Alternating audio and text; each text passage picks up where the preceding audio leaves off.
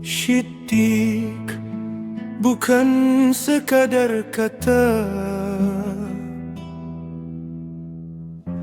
bukan retorika belaka.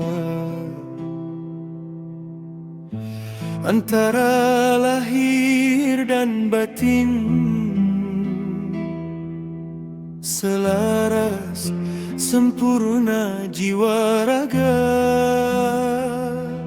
Antara ucapan dan tindakan satu frekuensi, antara syariat dan hakikat dalam harmoni. Syiddiq, oh kebenaran hakiki, tongkat estafet para nabi dan wali, dari tobat menuju ihsan, makam tertinggi para syiddiqun, cahaya di jalan ilahi. Para sufi bersuara,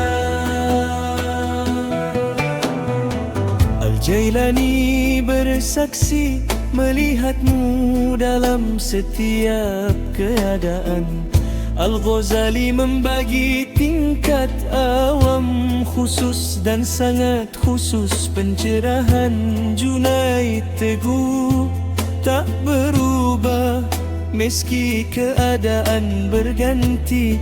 Ibnu Arabi menyaksikan kebenaran dalam setiap wujud tercipta. Busiri mengajarkan keselarasan ucapan dan perbuatan.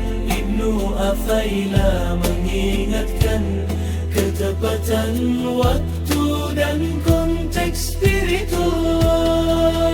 Rabi'ah dengan cintanya tanpa pamrih surga atau neraka. Rumi berkata, jadilah cermin yang memantulkan kebenaran sejati. Titikul awam khawash dan khawashul khawash, tiga tingkat kebenaran, tiga tahapan jiwa. Dalam niat, perkataan, perbuatan yang jujur, dalam kondisi ruhani, dalam hubungan sosial yang transparan. Syiddiq, oh inti tasawuf sejati,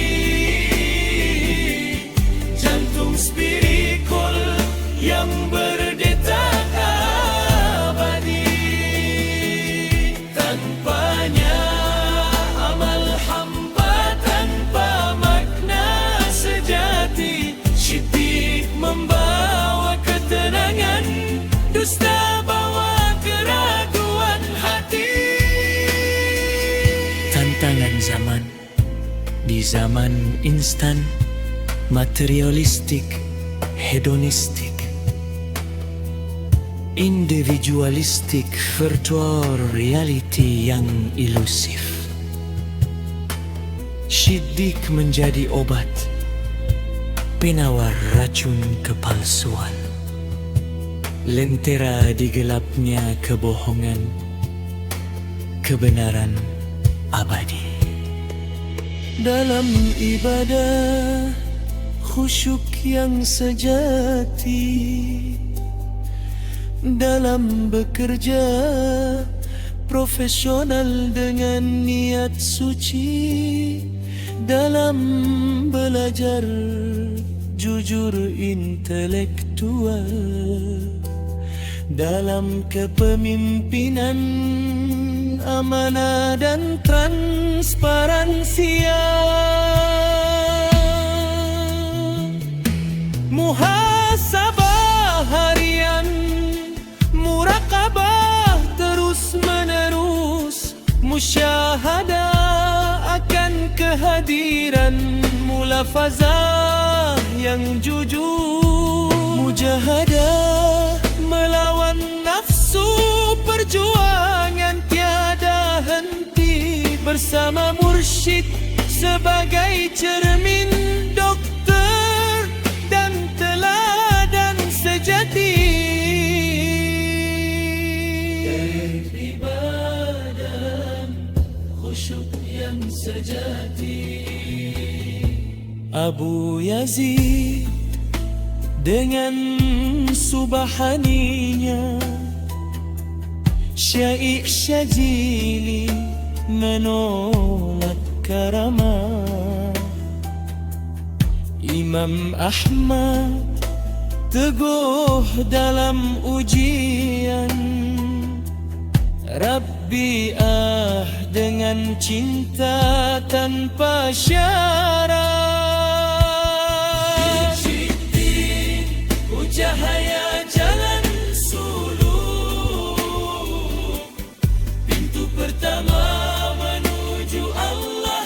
Demikian Al-Ghazali berpesan, jadilah seperti matahari terbit, jujur setiap pagi. Demikian Rumi mengingatkan dalam syairnya yang abadi. Wahai saudaraku, dalam dunia penuh kepalsuan, marilah kita berjanji pada diri untuk jujur mulai hari ini. Akui kesalahan, mulai dengan niat yang ikhlas. Cari teman sejati dan berdoa dengan penuh harap. Ya Allah, jadikan kami termasuk syiddiqin. Jadikan kejujuran kami penyembuh hati dan keselamatan hidup kami. Jujur padamu